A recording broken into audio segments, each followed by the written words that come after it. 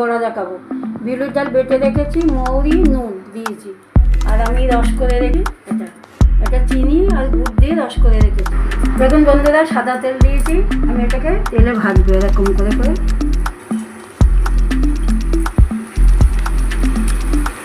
বড়ির মতন করে একটু বড় সাইজ করে দিতে হবে এটা।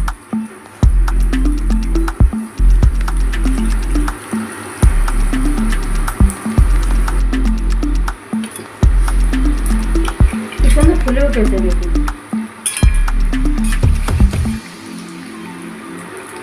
কি সুন্দর তুলে নিচ্ছে এগুলো।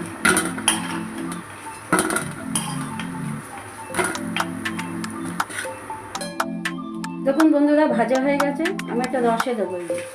রসে চিনি গুড় দিয়ে রস করে রেখেছি, রসে দেবো। ভাজবাড়া হয়ে গেছে দেখুন।